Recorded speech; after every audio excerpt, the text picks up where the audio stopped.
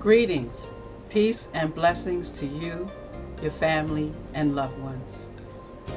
I am Namaste, and I'm here again to talk with you about the understanding of the I Ching. This next selection of videos will cover the overall meaning of the hexagram in terms of why did you receive that particular hexagram. Many times we'll get a hexagram, and before we even read the readings that the hexagram is giving us, we want to know, well, why did they give me that one? Many times our biases, our inconsistencies, our distortions get in the way of us understanding exactly why we got the reading in the first place. So I'd like to look at some of the hexagrams that we have, and there are 64 of them, and just look at each one in a way that we can understand why we got them. One of the best books that I have read is called The Philosophy of the I Ching by Carol Anthony. When I read this book, it opened my mind immensely and helped me to understand even more what the hexagrams were talking about. Of course, we have the image, and we have the judgment, and we have 6 lines that we can study.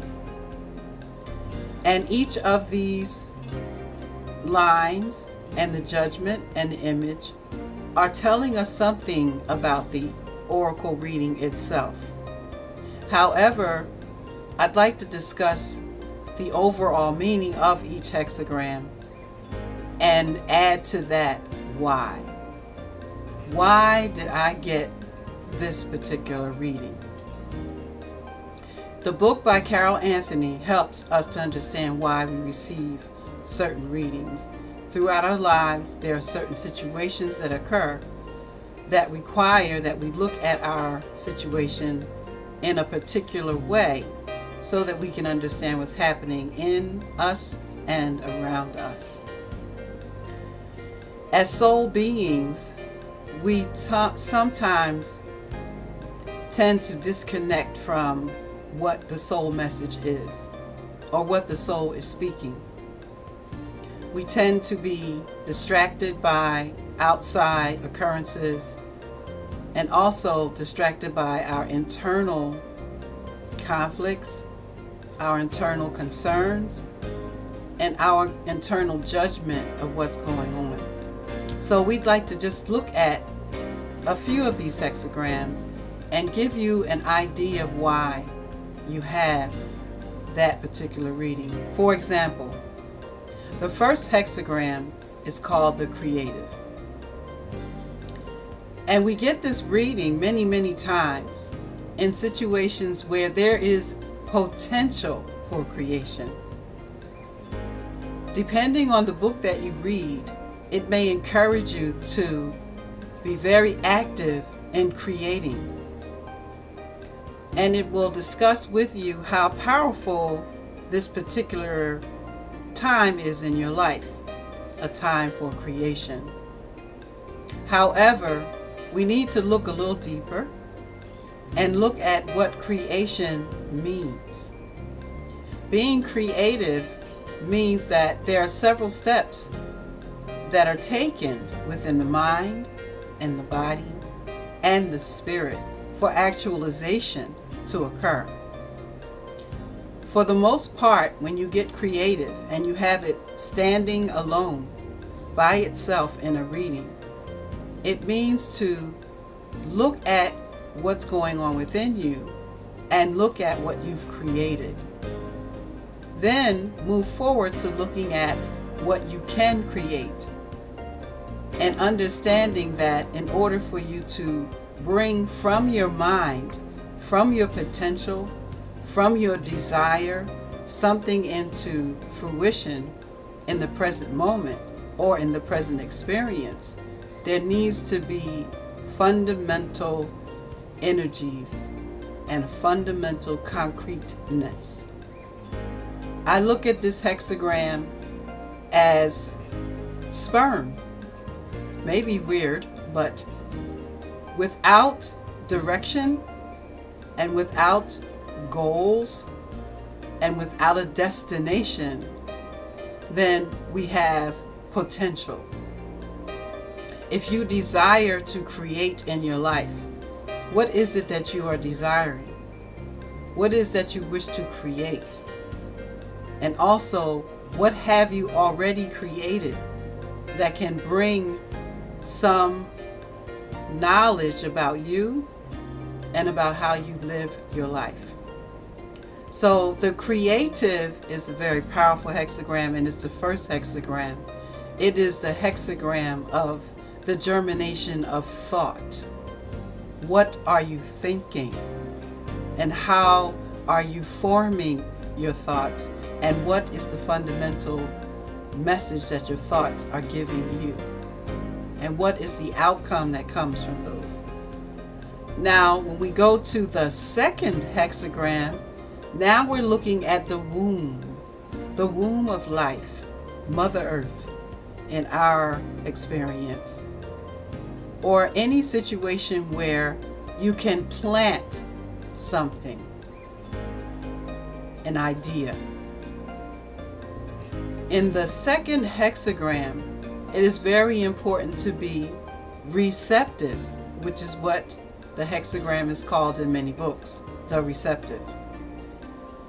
That means that there needs to be an openness in your mind, body, and spirit to receive the thought frequencies that are coming from the creative aspect of yourself, of your life, of your experience. So you may get the second hexagram, which is alerting you to the fact that you may need to open your mind a little bit to receive information, thoughts, creativity that may not necessarily go along with what you had perceived in the past, or even right now in this present moment. But the receptive is the earth, and the receptive represents the earth, and it takes into it whatever is given to it, and it germinates it and brings it to fruition. It puts a picture, or gives a picture to what you have created. It gives form and shape to what you have created. It gives concreteness to what has been created in the first hexagram. So, if in the first hexagram your thoughts are creatively bringing about distortions, then the earth will manifest that distortion. So it's important to understand the meaning of the second hexagram. Many times we may get the second hexagram because we haven't taken a moment to really look deeply into a situation and to pay attention to the many nuances that the situation requires or involves. And so we may get the second hexagram when we need to just take stock of what we've thought about and what we've planted in our mind and how that seed is germinating. And so you may get that hexagram in relation to a question that you feel is not applicable, but the oracle is asking you to take a moment and pay attention to what you have planted in your reality. The creative helps us in terms of understanding our potential, but Mother Earth manifests the potential. So they actually work together. In very few cases, you may get the first hexagram with all the lines changing into the second hexagram. And that is a profound moment. Or you may get it in reverse, where all the lines in the second hexagram are changing and moving into the first hexagram. That also is a profound moment. And we'll get in more deeply into how the hexagrams interact and interchange with one another.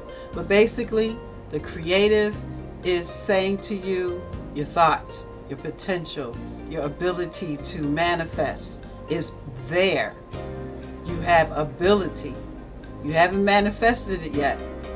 You won't manifest until you take those thoughts and bring them to fruition through Mother Earth, or through making concrete decisions before and becoming more open to receiving these thoughts in your mind. Like, for example, someone may say to you, you have the potential to be a great writer. Well, that's the creative standing straight up. However, the application of writing and putting down these ideas that you have on paper, or manifesting a book or whatever, requires that you take time to allow that seed to germinate within you and then bring forth manifestation. Often they say that the creative is the young hexagram, all the way young, and the earth is the yin. And sometimes they will have a power struggle, in the sense that it is assumed that being the creative and being completely young is more powerful than yin. However, there is no yin without yang, and there is no yang without yin. They work together. So it's important to have a yin quality in your life. Sometimes you may get the yin, or the second hexagram, the receptive, when you have been very external and very outward moving and haven't done much work on the internal side. Remember, in order for earth to manifest, it must be fertile ground. Fertile ground. This ground is capable of producing, germinating, manifesting thought. So there must be a fertile place for these thoughts to germinate. If there are obstructions, blockages, health problems, etc., it may be difficult to manifest these thoughts in reality. And so therefore it's important to work in becoming more open and receptive to receiving information from the higher self, information from the soul, and germinating those things, that information, into your being. And so 1 and 2 tend to be hexagrams that people get very excited about when they receive them. It's important to understand the interworkings of the two and how they come together and why you receive them.